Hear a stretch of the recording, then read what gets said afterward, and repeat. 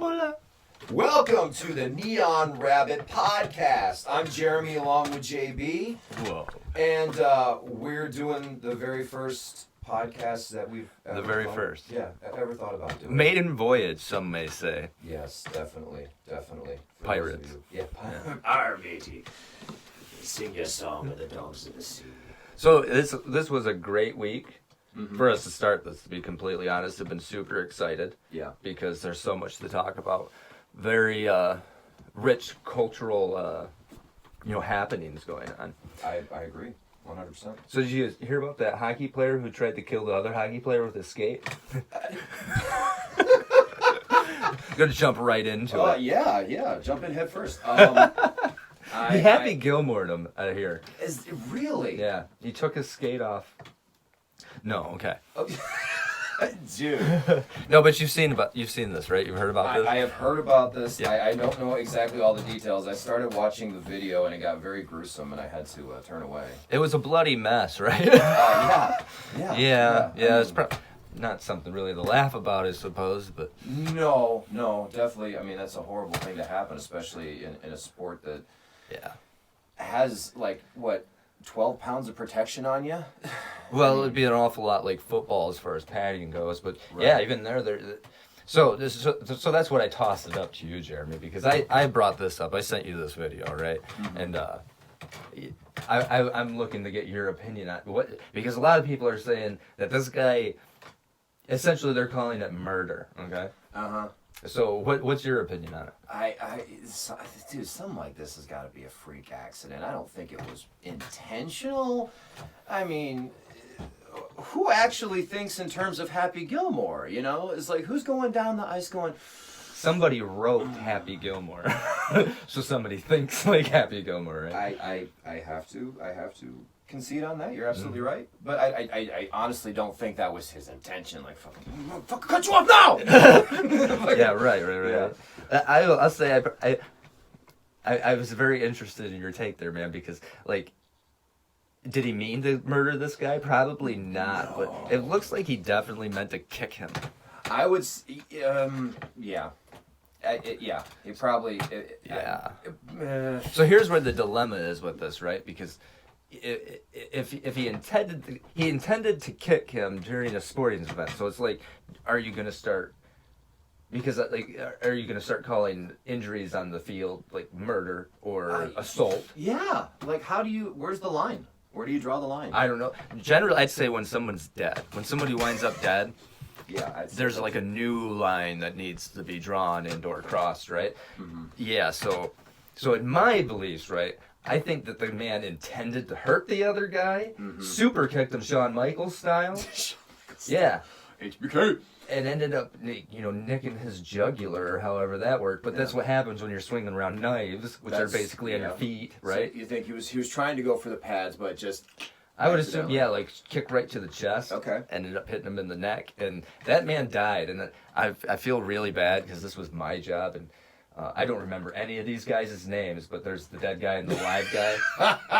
Yes, the dead guy and the alive guy. Yeah. And we want to express nothing but condolences for the family of the deceased. Absolutely. But there's our official opinions on it. I'm calling it murder. There's a manslaughter that should be the actual charge, but I think there was an intent of harm. So, well, what do they call that when it's not intent? Negligence is at least. Definitely negligence. Manslaughter, I think, qualifies for this. Again, I'm not an expert or a lawyer or anything. I think manslaughter qualifies for this particular incident, but I don't know. I guess we'll have to see. It's up to you now. We leave the law in your hands. Anyways, there's DC and JB, right? That's what we're saying now. Yeah. That's their opinion on that one. So next up, DC there. DC. So this one's big because this kind of harkens back to our childhood, right? And Mr. Matthew Perry, a.k.a. Chandler Bing from Friends, right, passed away. I think, again, I wish I had something right in front of me, but that's not how it's working right now. But I think he died in his bathtub. Hot tub, I heard. Hot tub? Yeah. That could make even more sense with they're calling it a cardiac arrest, and the temperature increase there could be a blood pressure thing or whatever. That That could makes definitely sense. happen. And also, being in a hot tub, this is something my dad even told me with his hot tub. You can't stay in a hot tub very long. You really shouldn't, because your muscles and you turn to rubber, basically. You just become so relaxed. And yeah, if you stay in there too long, it's kind of hard to move. I've had it experience myself. You sit in the hot tub, you have a few drinks, and it's like, I don't want to get out. I feel like Sure. rubber. And yeah, I could definitely see something like that happening. Could he be any more Chandler? I personally, I wasn't a huge fan of Friends. My parents Sure. were, and a lot of my friends were. I knew Matthew Perry through his film work, and a lot of I discovered about myself. I enjoyed some of his romantic comedies, like Fools Rush In with Salma Hayek. I love that movie. And another unsung movie that I also like is what was it called? Three to Tango, which he plays a guy who is interested in a woman who has another man in her life, and somehow somebody says that he's gay, and she becomes like involved in his life somehow, so she ends up staying with him, and the guy that she's seeing doesn't mind. I think it's, who is it? I can't remember any star's name right now at the time. I know it stars him and Nev Campbell and I want to say Dylan McDermott. And but yeah, he thinks that he's gay. All the while he's not gay, but he has to pretend to be gay because he's trying to get this big contract. And yeah, it's just this back and forth, and he's falling in love with her, and she's kind of falling in love with him, and it's just a whole big back and forth. But that's how I knew Matthew Perry, mostly from his film works. Okay. And I knew him as Chandler. I knew he was a funny guy, and I also knew he had a lot of personal problems. He had a lot of problems with addiction and all that. And he was Which really, I think is a big leading factor in his Yeah. death there. yeah, and he really did try hard to rehabilitate himself towards the end there, and that's the most tragic part of anything, I think, is he was trying to get better and doing better for himself. Right. I think with a lot of the heavy drug addiction, I think his was alcohol. Yeah. But like it kind of just it does take its effect. Like Robin Williams, I think his years of cocaine usage like kind of just messed him up. And even though he was able to like kick that habit and be clean, like the scars from something like that just stick around. Yeah. Robin Williams, that's another one. I grew up with Robin Williams from my childhood, and I knew him as, the Genie and Mrs. Doubtfire. Sure. I had no idea until I was in my late teens just how raunchy and filthy of a comic he was, and how open he was about his addictions and everything. I gained so much more respect for him as a teenager and as an adult just because of how real he was. And I saw a documentary. No, it wasn't a documentary. It was like made-for-TV movie where it showed like the origins of him through the Mork and Mindy years. Yeah. And just like it, I don't know if it was like an unauthorized thing or whatever, but it showed like massive amounts of usage throughout the. It actually showed a scene that supposedly portrayed what happened the night that John Belushi died. He went into the room and John was in there with girls or whatever. He was doing it. Robin bailed out of there, and the next thing you know, John's dead. And I just remember that scene where he walked in and saw John Belushi, and I can't remember who played him. He did a really good job.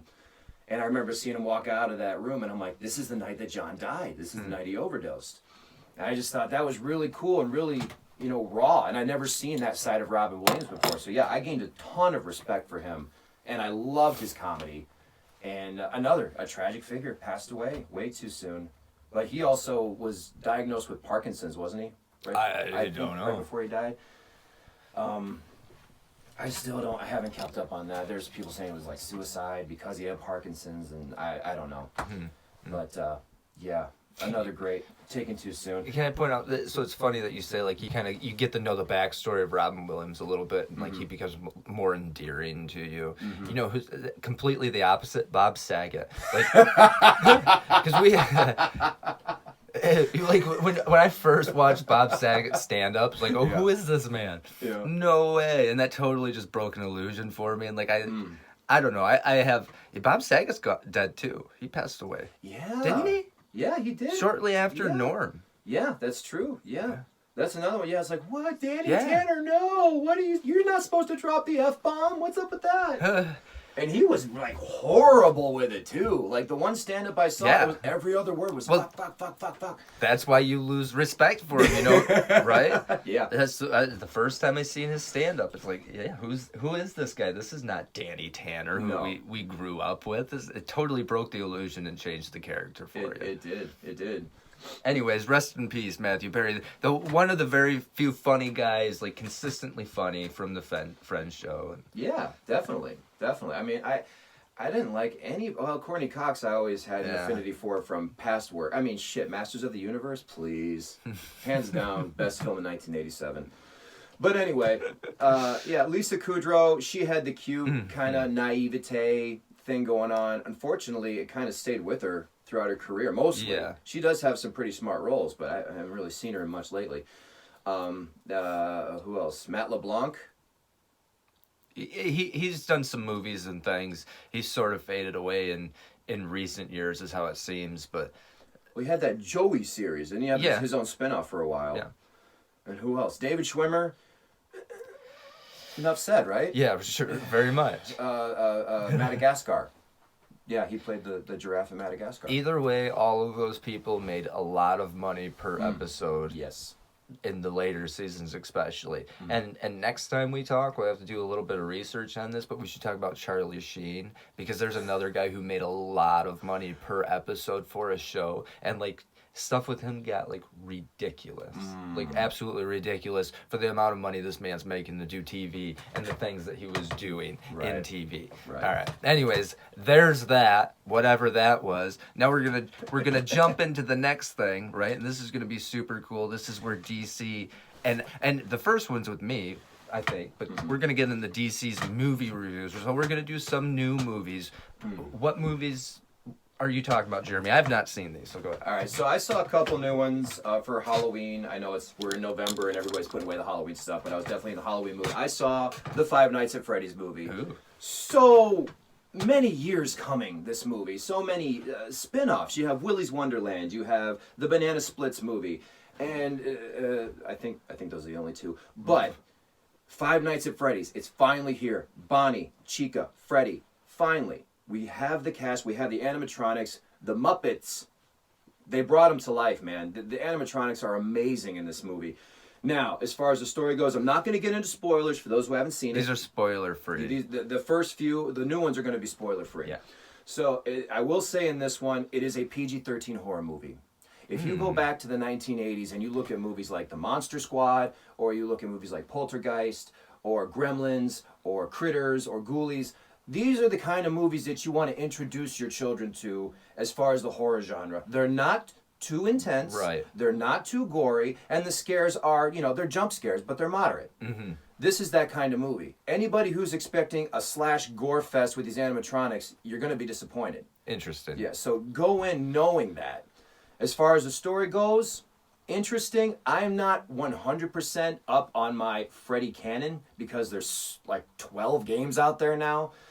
But as far as I know from my teenage son, who is obsessed with this shit, Yeah. it's pretty on the mark.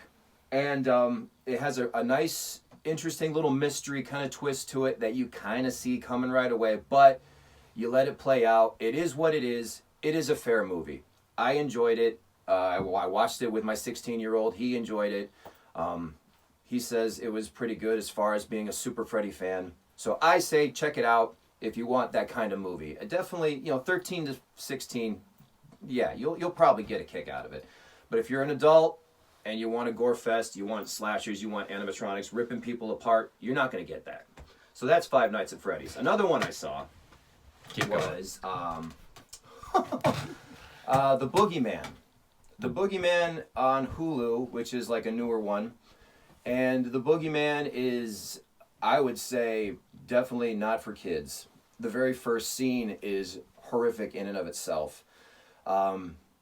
It's definitely a story of loss and grief, and it's just another one of those stories of adults not believing children and kids trying to get their point across, and they see something that they don't, and a battle ensues between young and old trying to get the truth. And eventually the truth does come out, and it is pretty horrific, I will say. The monster involved is very scary. And I enjoyed it. It's definitely not for kids, so don't let your kids watch this one. But yeah, check out Boogeyman on Hulu. Boogeyman. Yeah. And the final one I saw, actually, it's not even old. It's a very iconic, classic movie, The Exorcist. Uh-huh. And I had a fear of this movie. Sure, I still do. Oh, dude, since I was a kid, I remember there was this one time that I was staying at my friend's house. I was about 13 years old. And his dad was a mobile DJ, and he had a giant setup. I'm talking a huge stereo setup, speakers from floor to ceiling, just huge. And they sounded amazing, theater quality. So, I'm getting ready to stay the night, and he decides he's going to bust out The Exorcist. And I'm like, I can't watch this movie. I can't. Sleepover. I can't do this. I will not. I can't do it. He's like, come on, you can do it. You can do it. Come on. And this was a DVD, okay? So he puts in the DVD, and on the menu, it's just Reagan screaming, "Mommy, make it stop!" I booked it for the door. I literally left all my shit. I ran back home, and I did not return until the morning. You scared me just with what you said there. I don't even know what it's about. I appreciate that. Okay, so that was my past experience. I never watched it. I was a very God-fearing, wannabe Catholic, and I really tried to avoid it because I thought demonic possession was a 100% legit thing, and I still do. I was just thought. Yeah, but in this movie, as a 40-year-old man, going back to it, because I have such a dark sense of humor and because I have such a crazy, witty outlook on life, this movie is fucking hilarious. You told me that you thought it was hilarious. I was surprised, to say the least, by your reaction. So funny. And I understand what's happening. This little girl is horrific, but if you really just take the horror out of it and look at it for what it is so fucking funny. This little tiny girl is literally telling a priest, "Your mother sucks cocks in hell." Yeah. And I was like, that's hilarious. That's so funny because you don't see a little girl doing that. No, you shouldn't. Yeah. No. You never. I mean, if you see this happen, call a priest, okay? Yeah, I know some. Yeah. Yeah. Don't vomit green slime. Don't shove a crucifix in your crotch. Don't do any of that. Because if you do, you're probably going to get an exorcism, which is a lot harder to get apparently than just going to your local priest and be like, "Hey." Yeah, there's not very many of them who actually do the full-on exorcism, man, and it's never like a one-and-done kind of thing, like, you know. Yeah. They have to keep on coming back. This kind of stuff can take like months. Oh yeah, and you got to get top approval from the Vatican. Yeah, I mean, each Catholic priest is going to have like individual approval in individual locations, so it's not just like from the bigwigs, it's even the bigwigs in your local town it's like a ladder you have to go up through, and that's the scary part. How long are you gonna wait? How long can you wait? Well, most people don't believe in that sort of sure. Yeah. So normally you're just crazy, right? But. Yeah. How many of them are actual? I mean, I've seen special after special after special on exorcism, and it's like, okay, right, this looks legit. But it's like that movie, The Last Possession, where the dude is a charlatan, and he does fake his exorcism practices, and in the end, he finds a real one. You know, it's just like, ooh, well, I think that might be a segue there. Do you have another one to go to, or? I think as far as new ones go, those are and of course iconic ones. Those are the ones that I wanted to really address. All right, well that was a segue, and then we come in. Okay, so this new movie, this is it. You kind of alluded to it there because these people are doing one of those reality show type things too, but they're faking it, and this time it's for real. Yeah. What year did we say it came out? I think it was 2011. Okay. So that makes it like 12 years old. It's I think it's an unsung gem, to be honest with you. It's Grave Encounters. Grave Encounters, Canadian film. Grave Encounters. It's very much. I got a strong. I told you my Canadian my Canadian radar went off right away. I do want to say, I want to make sure I point this out, that as Canadian as it was, and with all the Canadian actors, which was like 99.9% of the actors, right? My very favorite performer in this movie was the Hispanic blonde hair guy. I want to say that the only diverse character in the entire movie blew it out of the water. I swear I saw a ghost. Right over there. It was really scary. It was great. It was like dead. It was really scary. All right, so the plot of this movie, right? They're ghost hunters. Like we've all seen the sci-fi ghost hunters show, right? Ghost Adventures, Zach Bagans. Right, and this is what these guys are doing. But their show's called Grave Encounters, and where are they? Like what was this place? It was a mental facility. It was called Collingwood. In the movie, it's called Collingwood, but it's apparent. Well, you got to see the sequel. We'll talk about the sequel. Oh, I've seen things. Yeah. Oh, the sequel is a lot better. But yeah, the place is called Collingwood. I don't know if it's a penitentiary or institute or something like that. But, seemed like an institution, right? Yeah. It's your basic mental institution where they threw, crazy people. But I mean, I missed the story of the big happening that some people died. There was clearly a girl who had killed herself. Yeah, there was a bunch of suicides. I think it was one of those stories where the doctors was performing unnecessary surgeries and things like that. Okay. But yeah, you get your Zach Bagans clone in his name is Sean Rogerson in real life. I can't remember his character name now, but yeah, you got him, his whole crew of, giving the attitude face as the camera pans on them, and and then you got the psychic. He was my favorite character. Yeah. That psychic was great. He was good. He seemed familiar too. Have you ever seen him in anything else? His face is familiar, but I can't remember. I can't place it where I've seen it. Okay. Maybe some random villain somewhere. Maybe it could. I don't know. I could be completely off. Yeah. But the movie starts out. It starts out basically with an executive for the company that represents Grave Encounters. Is that who it was? I kept on I'm watching it. It's was that the host? Was it is it the host? At the very confused. beginning, that's just the executive of the company, because he's making a disclaimer that this is the 6th episode of Grave Encounters that we filmed. We have no idea what happened to the crew. This is just raw, unedited footage. It's strictly been edited for time. It's just his disclaimer. And then they show the raw footage of what happened after the 6th episode. Okay. And they kind of give a little recap of what these guys are all about and stuff, and they've done a few episodes. This is their 6th episode.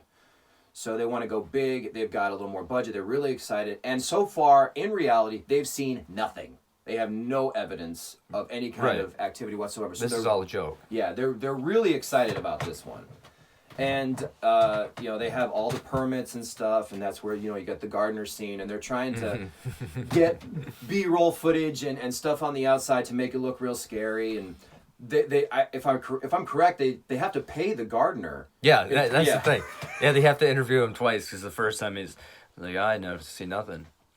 I just started working. Yeah, I just started working. They're all. Then they hand him some money, and the next scene they're just I seen the ghost right over there. It was perfect. Yeah.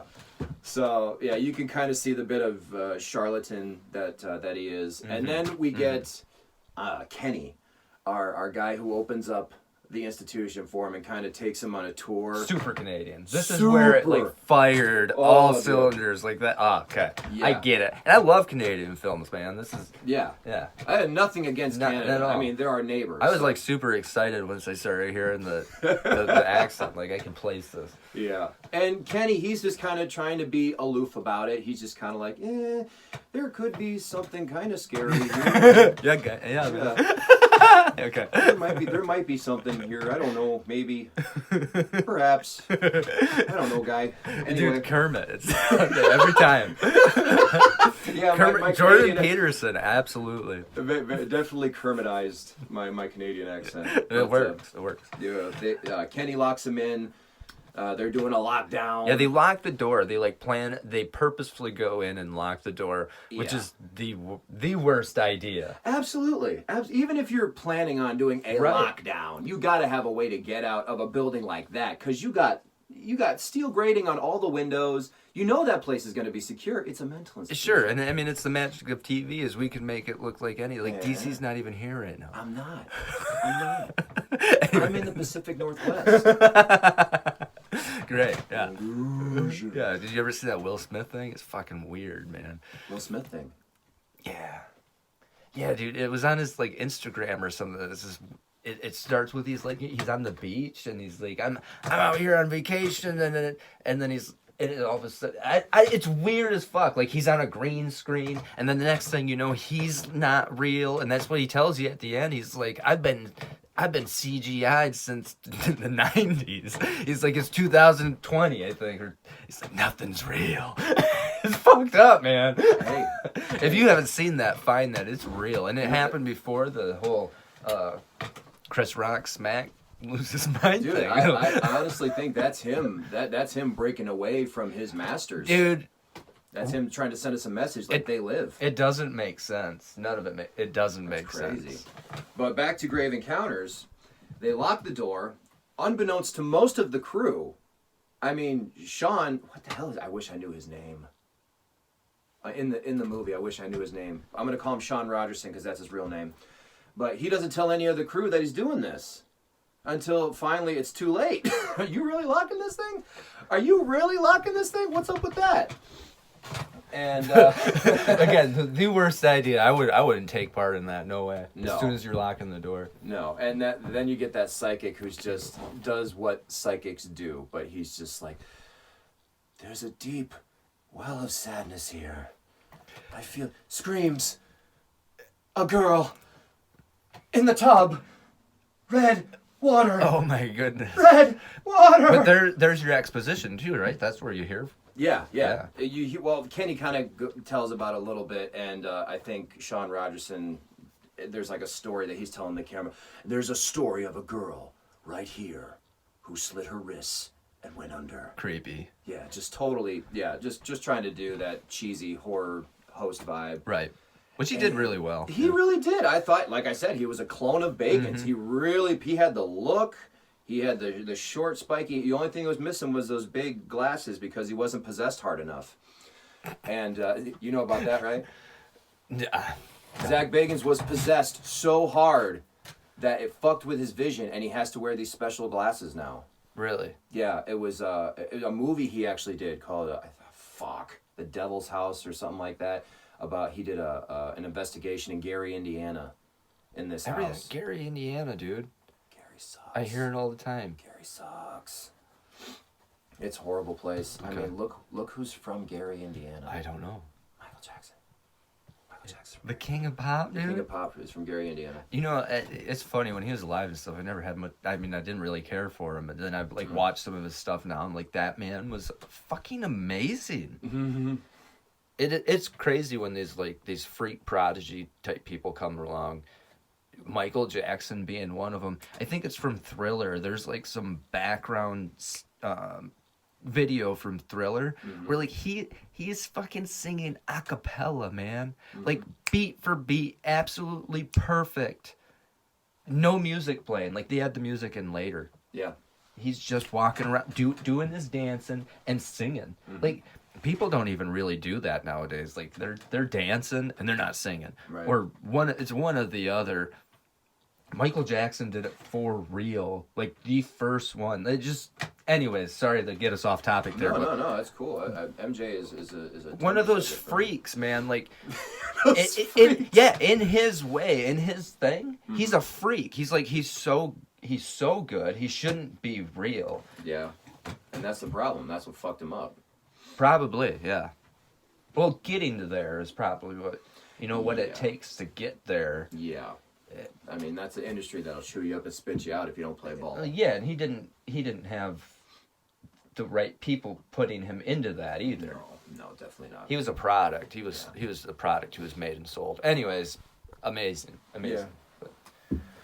What are we doing? Back to Grave Encounters? Yeah, so we're still on the movie here. So we haven't even actually got in the building yet. They just locked the door. That's where we're at. So they're locking themselves in this closed down, run down mental facility.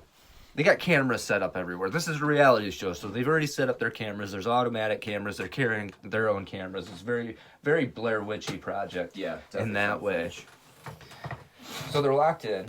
They're locked in, and it starts out as a normal investigation. They got their little EVP recording things. Yeah, we were going with the psychic. So the psychic's giving his rendition and whatnot, and he's your favorite character for probably good reason He's too. hilarious. I love him. He's doing his whole psychic mumbo jumbo, and he really sells it as soon as the cameras go off. And I've always wondered this about these psychic people, right? Who because if you've seen this on real TV, as soon as the cameras go off, they're like, "Oh, that was a good one." Yeah, because that's exactly what this guy did. Like, yeah. he's like, was that a good one? Do you want to do it again? Yeah, Mm-hmm. I think that was a good take. Yeah. Yeah, that's yeah. I've always wondered the same thing too. Yeah, so this guy is a complete actor, total fake. Yeah. And you learn that really quickly. And I think towards the end of the film, he even says like, "I gotta go. I have an audition to be on a TV show or something." I think he that. does, yeah. Yeah. Well, let's not spoil the ending yet until we get there. Maybe he Go on. makes the audition. Maybe he does. But yeah, so they start walking in. They start doing their spirit box stuff and their EVPs. They're getting nothing. Right. And I'm having a hard time remembering where the activity, it starts to pick up subtly, you know? Right. You start to get the feeling that there is something there. A door starts slamming. That was it. Is the door Yeah. Actually, it was only known to the viewers, but the wheelchair moved down the hall. The guy set the camera down. He answers the phone, That's and the right. wheelchair That's right. moves itself. Yes, he's talking to his daughter, and he's not even looking at the camera. So we see the POV of the camera, and we see the wheelchair move. That's when he hears something, right? So he goes after whatever he hears, and that's a door slams. And Yes. Then this is the real, because you think that the horror part of this is the ghosts, right, or whatever, the apparition. Yeah. The real horror part is you and what you're going to do here, because now this guy is freaked out, right? And the first thing he does is blames everybody else, which is like only natural. Oh, of course. Like somebody's messing with you, right? And so that happens. Yeah. And then, of course, you got more things coming. Then everybody shows up. Right. And that's when Sean Rogerson is getting frustrated at this point. He's like, come on, do something. Come on. Yeah. Please. So they're yelling at the ghost. Yeah, basically. And what happens? That's the hair thing. Yeah. You get that response. You get the response you may not want. So as far as CGI or the special effects in this movie goes, like this wasn't a bad place to start. Just kind of like a wispy thing touching this girl's hair, right? Yeah. We not mentioned the hair or the girl. Yeah. Oh, yeah. Well, we should probably talk about the crew. Yeah. We have Sasha, who is like, I think she's just a video tech, maybe an audio tech. It's hard to say, but she's there. TC, who's running the video. You got Houston, who is the psychic. And Matt, who is like, I think, another video tech. He's got to be. He was like running the whole camera setup. Yeah, he's running the home base. Yeah. And then you got Sean Rogerson, which I can remember everybody else's character name except his. The host. Yeah. Yeah. Sean Rogerson. So that's it. That's it. Yeah. So I thought whoever this female actress was, she was a pretty good part of the. Yeah, the movie. she did a good freak out. Yeah. She did a good freak out. So the ghost brushes her hair, right? Yeah.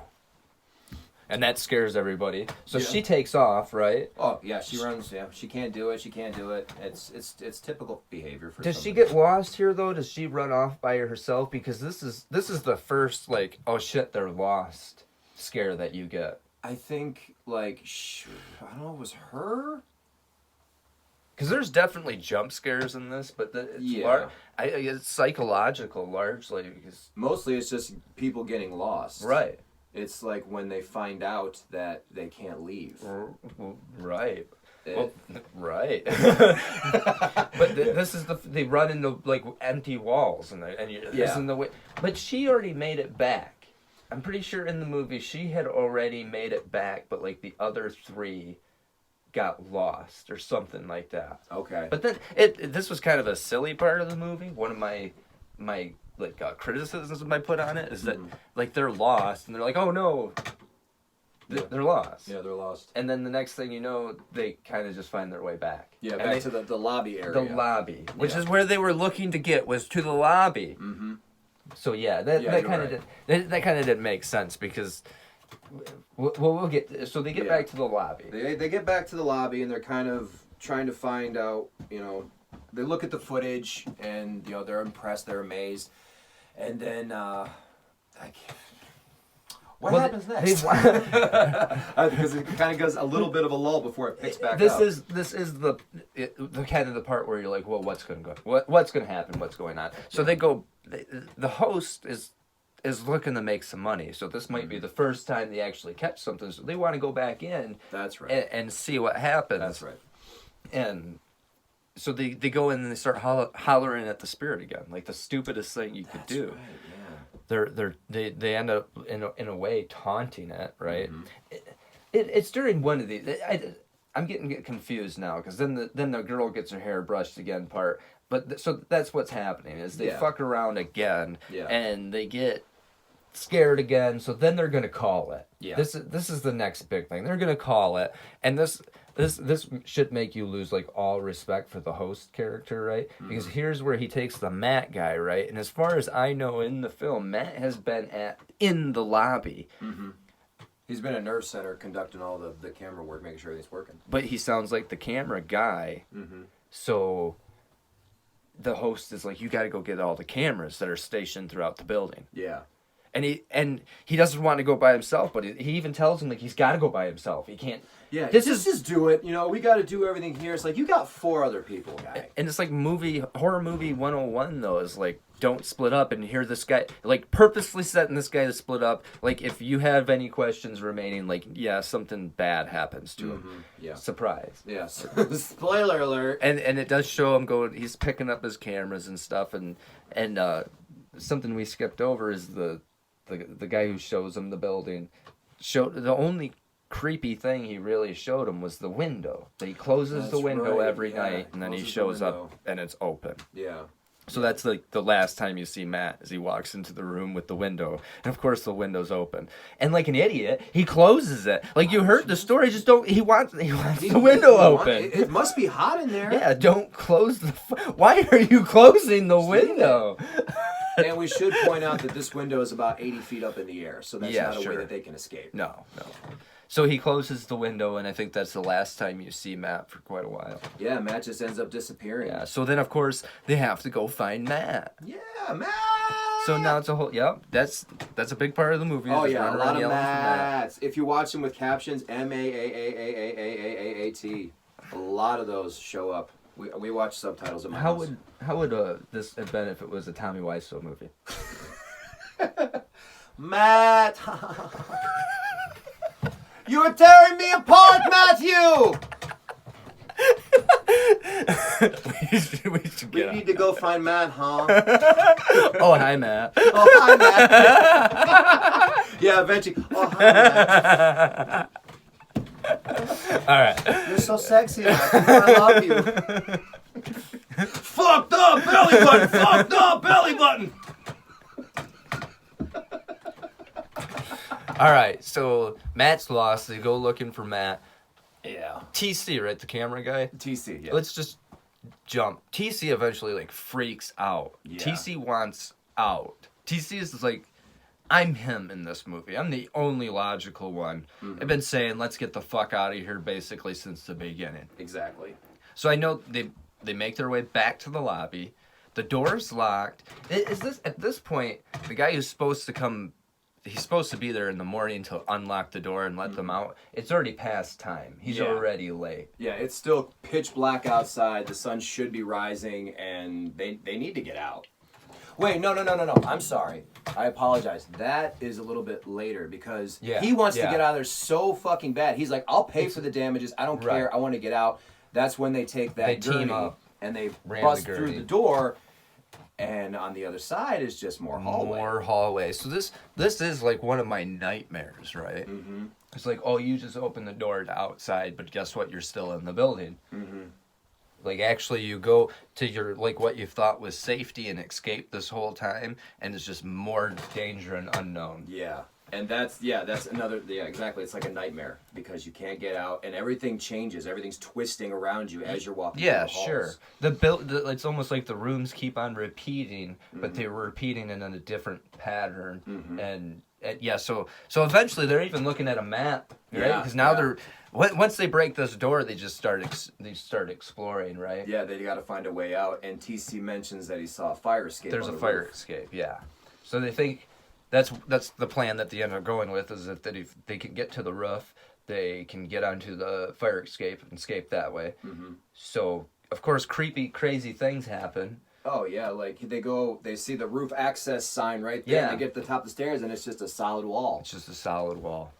And yeah, that's when things really start elevating, and the spirits are making themselves a lot more known, and you start getting like, I'm trying to think of what happens after that. Like they go into a closet because they're attacked by, was that little girl that was on the bed? When's the first time they see the first time they see the little girl was in the shower. That's right. Yeah. That's when they were looking for Matt too. They were looking for Matt, and they see somebody basically, you know, that scene where something runs across the screen. Yeah. And they think it's shit, Matt. what was that? So they follow that screaming for Matt. They get into his shower. Little girl standing in the corner. Another classic horror movie mistake, right? Yeah. The little girl got her face turned away from you. Get the fuck out of there. Turn around Yeah. and walk away. Scariest thing ever. Because logically, really think, I don't care how scared you are, what little girl is going to be in this place? Oh, exactly. So they make the cardinal mistake, and they're like, "Oh, little girl, who are you?" And turn around. face elongates. Yeah. So again, CGI talk. Like, this is pretty good for what I'm assuming is a relatively low budget movie. It doesn't really scream low budget to me, but I can't assume that it's. I'd say the CGI for what it is, the Vicious Brothers did pretty good. Yeah, this is pretty good jump scare. I mean, it's that jump scare that you know is coming, why it's there. Which this whole movie is like scare that you essentially know is coming the whole way through, which is why we can spoil it too, because you know what's going to happen. Yeah. And it does exactly. It's formulaic after that. It's just one thing after another. They're hiding in a closet, and all of a sudden somebody scratches "hello" into Sasha's back, and they're all wearing the medical ID bracelets and stuff. But that's they fall asleep, right? Oh yeah, they fall asleep. Yeah, because they're so freaking tired. And they wake up with like patient bands on, like they're patients of the hospital. Yeah. Ooh. That's creepy. Yeah. That was creepy. And that's where they get mad at each other too. Like the one guy fell asleep, he wasn't on watch. Yeah. Who did this, right? Yeah. And this would be the thing about this kind of a horror. Is you got to be afraid of the guy you're with. Yeah, you have no idea what's going on. When they're gonna snap, just snap. Yeah, and so they're just like, it was you. Ha! Yeah. Go for the neck. Yeah. But we should mention before that when Sasha was doing her EVP sessions, she asked them to say hello. So they said hello in the worst way. I mean, we're not talking like a little scratch. We're talking an entire back full of lacerations that spell out hello. That's hello. That's an interesting Easter egg there.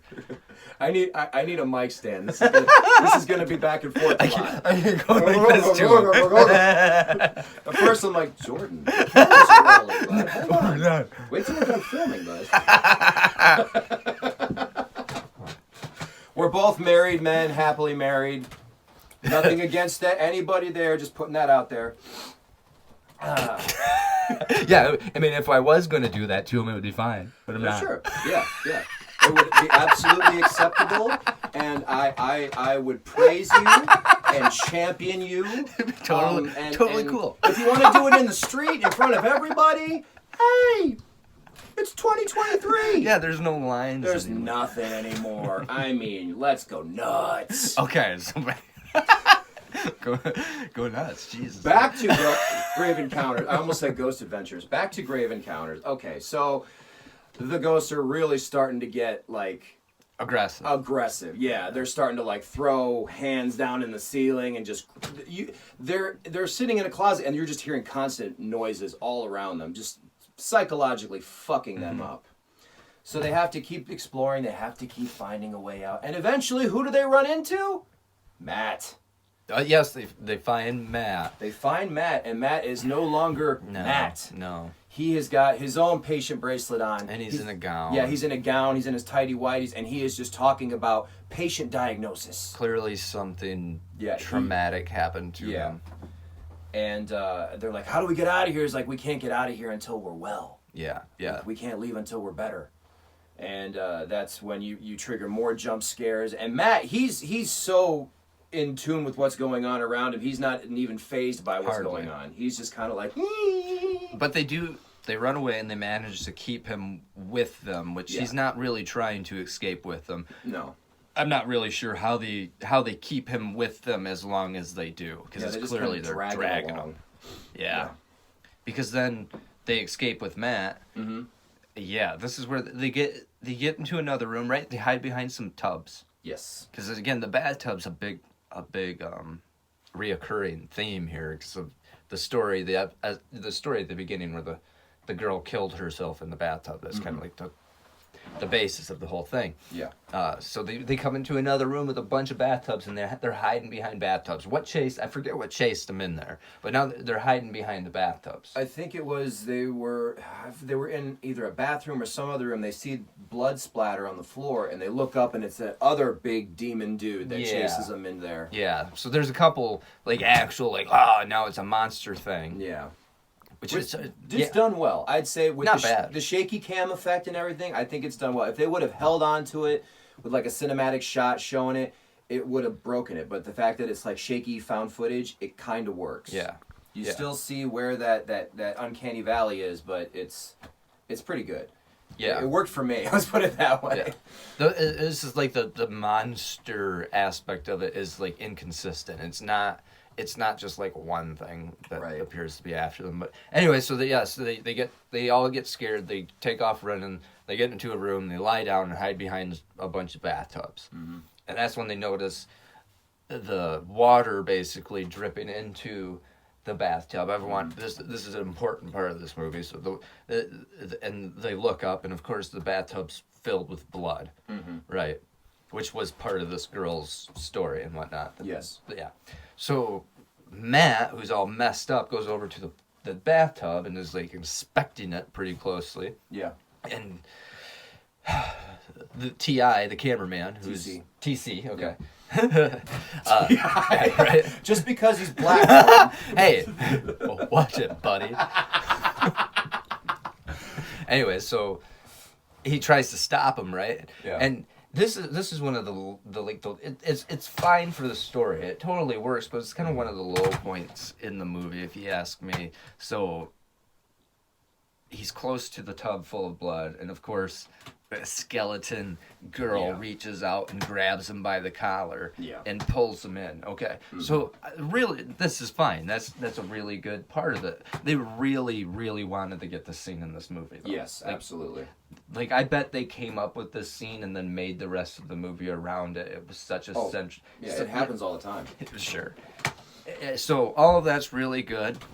And then they flip the tub over and drain it, and everybody's gone. Yep. Disappeared. Yep. So this was like kind of one of the unimaginative parts of the movie that I thought, like, he's just gone. He's just gone. He's just gone. No body. Nothing. Just gone.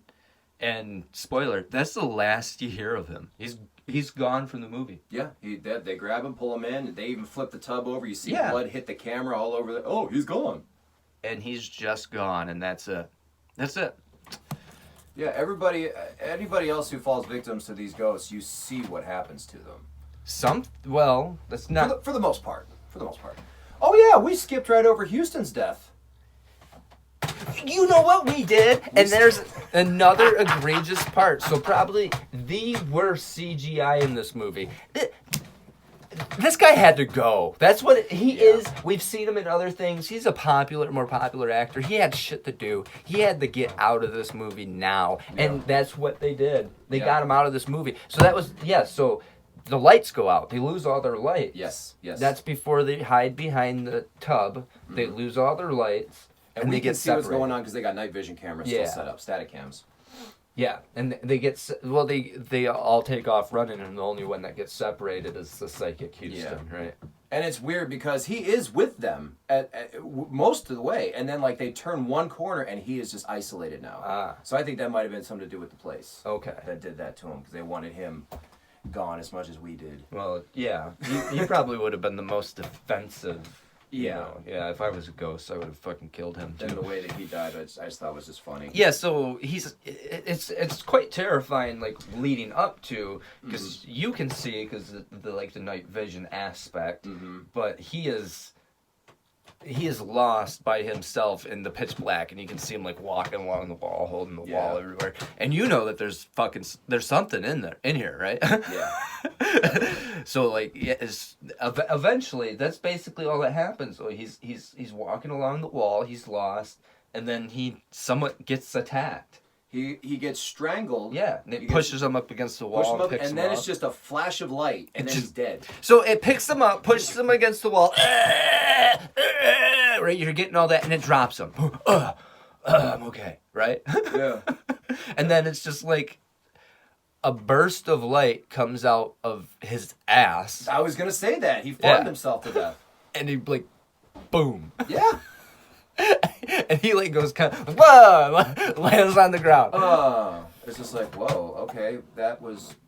They didn't put a lot of thought into these death scenes. That's what I'm coming up with. Yes, I think it would have been more effective if they would have just strangled him out and would have had a neck break sound. Yeah. Yeah, that would have been more effective than the.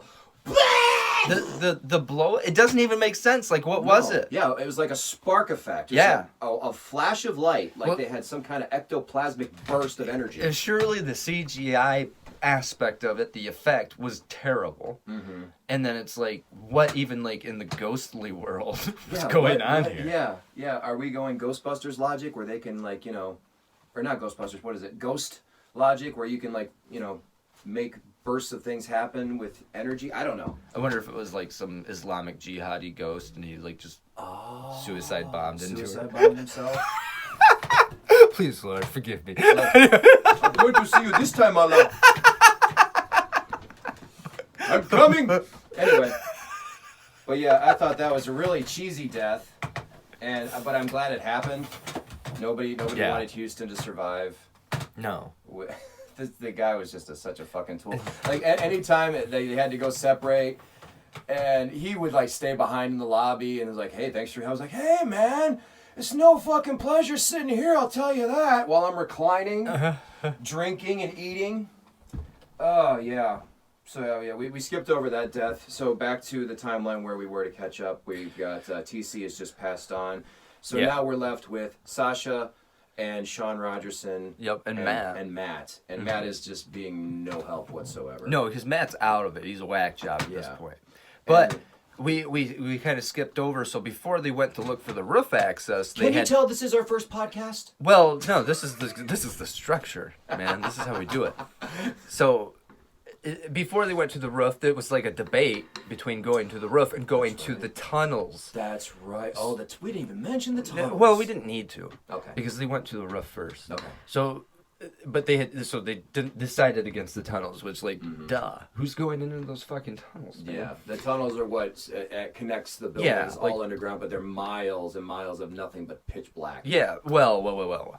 It was supposed to be just like an access tunnel. Yeah, service tunnel. So, I mean, how far are the buildings? They're supposed to connect to building to building. So how far could another building really be? Like, how big was the institution? It looked to be... Well, it could have probably been big, but I'm still not assuming that it's like miles and miles of actual tunnel. Well, have you ever been in a dark tunnel? No, I have not. Everything feels like miles and miles in a dark tunnel. Yeah. Every foot feels like a mile. Okay. Yeah, exactly. Anyway. Psychological. So... I've been in between the levels of Detroit Receiving Hospital where it's nothing but a giant dark tunnel. It's fucking terrifying. Okay, I can imagine, but that's not what I was gathering from this. Yeah. So anyways, though, they decide now, it's their last option is to try the tunnels. So there's the three of them left. They make it to the tunnels, and I know like there's some ghostly specter-like thing that's surely coming after them at this point in time. Well, no, Matt, because they need to pry open the elevator shaft. To get to the tunnels. And that's when Matt meets his untimely demise. Yes, because the host, his name, who we have forgotten. Sean Rogerson is his real name. He goes off to find a tool to pry the thing open. Yeah, that's right. Then he gets chased back, right? Yeah, he gets chased back by another specter. But he did find something, so he pries it open as they're being chased, basically. And then do they run? They go fight it off or something? Yes, I think that somebody's got caught, and Sasha has going to help, so she drops the camera. And that's when we see Matt at the elevator door. He just stands and looks. Yeah, he looks down in the shaft, and he's like, fuck it. And just... Yeah, takes a header. Yeah. Actually, probably the luckiest person Yeah. Yeah. I mean, well, I don't know. What did he go through before all that Well, shit? well, who cares? Because I'd say he the got out luckiest right person's there probably pretty TC. easily. I say the luckiest person is probably TC for just disappearing. Yeah, you might be right. Yeah. But yeah, he takes the header into the elevator shaft, cracks his neck, and he dies. And we actually get to see that in gruesome close-up. Because they have to. Well, we watch it happen. Yeah, well, we watched that first, but then they actually get down the shaft They and they climb have to down. position the camera right next to the body so they can get into the tunnel. Yeah. Yeah, that's pretty gruesome. So, by the way, that's the thing is it's dark. It's pitch black in this thing. Yeah. By now, the sun should have came up time-wise. That's kind of how they know everything's messed up because they got the time. I mean, at one point, halfway through the movie, it's like it's 1:21 in the afternoon. Like it's way beyond time. And to be fair, this was like I think it's supposed to be portrayed in the 90s. These motherfuckers had like Nokia cell phones. All right, so service is shit as it is. Yeah. So. So they're running on batteries. Yeah. That's, yeah. Their cameras and whatnot are based on batteries, and now they're going down into these dark tunnels with what's left of their camera batteries. Which ain't much. They're figuring they got to make it to another building. There's got to be an exit somewhere. So they get down the ladder around their friend's dead body. Yeah. And then they're in the tunnels. Yeah. And this is where it like kind of takes a turn. Yeah. At this point, Sasha starts getting sick. Yeah. Like really sick. She starts like throwing up blood, and she can't go on anymore. And so they're resting. yeah, they're trying to rest. He's still trying to drag her through these dark tunnels, and then they get to a point where they're both resting, and like a fog rolls in. A fog rolls in these tunnels, and the next thing you know, Sasha's gone. She's just gone. She's just gone. So this is the second vanishing death. Yeah. Yeah, she's been claimed by the spirits. Yeah. So now all we're left with is our host. Not good. And he's down. He's pretty much lost his will to live. First he wakes up and his friend, the only friend he had in these deep dark tunnels, and think of what it would be like from going with a friend to going by yourself in the tunnels. She's gone. Yeah. That's the first thing. Like where do you go after that? She's gone. Yeah. Where does your mind go? It's like, am I next? Yeah, well, first he tries to look for her, right? Yeah, of course. So what else can you do? Yes, and as so far, disappearances, vanishings off screens are final in this movie. It's official. Yes, there is no final girl in this one. You don't get to say goodbye. No. Nothing. Yeah, it's definitely once they come and claim it, you're done. Yep. And I can't remember. Does he find a door? Well, he walks for a long time. Now, this is the thing. It's like it's a repeat of the original. He's just trapped. He's trapped. Yeah. It's a never-ending loop of essentially the same building over and over again. So in the movie, he essentially alludes to he's been in. You don't know how long he's been in the tunnels, just walking. And something is still stalking him. Sure. Yeah. Something he still feels and he still hears things. So.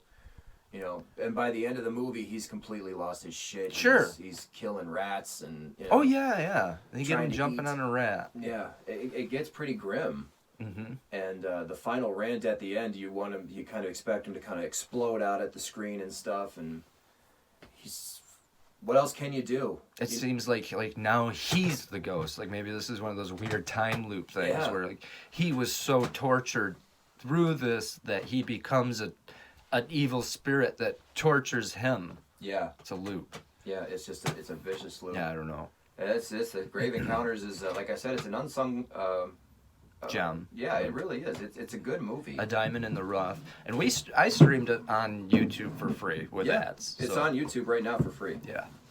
So that's definitely if you're into that kind of show, Ghost Adventures, whatever. Mm-hmm. Definitely check it out. It's kind of what you want to see happen in these shows, but you don't want to see anybody get hurt, obviously. Yeah. But you kind of want to see more of this kind of stuff in these shows, and this is just like the full realization of that concept. Mm-hmm. So I would definitely say check out Grave Encounters for yourself. Sure. Just a good general horror film that doesn't go overboard with the, let's say, like murder porn of lots of today's horror movies. So. Yeah. And you haven't seen the sequel, but you gotta check out the sequel. All right, maybe we'll do the sequel next. Yeah, so I got that on Blu-ray. I did come up with a rating system for this, if that's how we want to do it. Sure. What do you got? So we're gonna do this. This is like the opposite of a lot. Like some people do like 2 thumbs up, 2 thumbs down, right? Mm-hmm. Do like 3 stars out of 5. Sure. We're gonna do a 5 doobie marijuana cigarette. We are 420 friendly on this podcast. Sure. And the ratings, like the less, the better.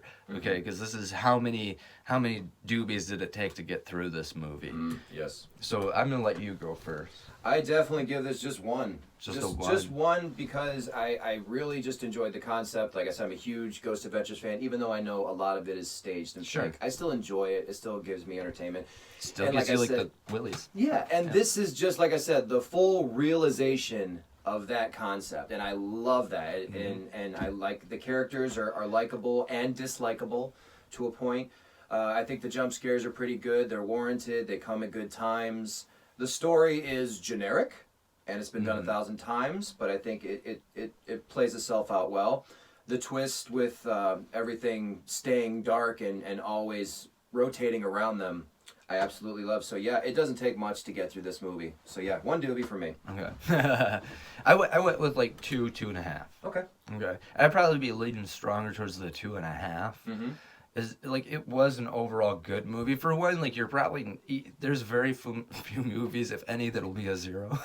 So 1's like your best, you know. Yeah, definitely. Anyways,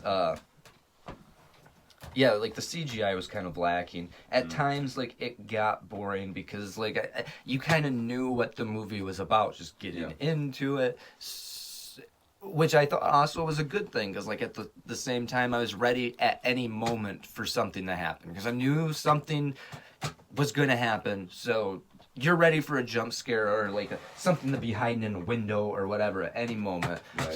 So that worked fine for me. The acting was a little bit lacking, which is something that I'll always be on. It wasn't bad though. Like overall, it wasn't bad. I thought all of those guys who were, to me, no-named actors, I don't know who any of them are, they all did a pretty spot-on job. I especially like that girl. I think she played her role pretty well. Yeah. But yeah, I thought just a little dry at moments, and enough like, I'm gonna take a little break here. I got you. Yeah, I agree. But overall good, and along with DC here, I would absolutely recommend watching this movie, especially you stream it for free on YouTube. Oh yeah, YouTube is such a great fountain for free movies. I don't know if everybody realizes that. No, I'm just learning that Just myself. type in YouTube movie or free YouTube movie in the search bar, and you'll see. I mean, they have blockbusters right there at your fingertips. It's a great place, and you discover great little cult classics and little B-sides on the way. Which is what it's all about. We're gonna do all kinds of like just classic movie stuff. Oh, yeah. I love all those things. But anyways, that has been the first episode of whatever the hell we're gonna call this. But we are the Rabbit Neon Rants, Rabbit, yeah. And this has been the Rabbit's Rants, guys. So thanks for joining us. Hopefully you liked it. We're gonna just keep on working on this and making this better. We're having a ton of fun just doing all kinds of stuff. Check out the YouTube channel. We're making new music. We got old music going up, and all kinds of like funny, stupid stuff. You just come follow us, watch us be stupid idiots, like children at 40 years old. It's fantastic. Come down the rabbit hole with us. We got everything from country to techno, comedy to horror. Anything you want, we're there for you. It's we are Neon Rabbits. one-stop shop for entertainment. Yes, baby. like, comment, subscribe below. Thank you so Thank much you. for joining us. Yeah, we'll catch you next time. See ya.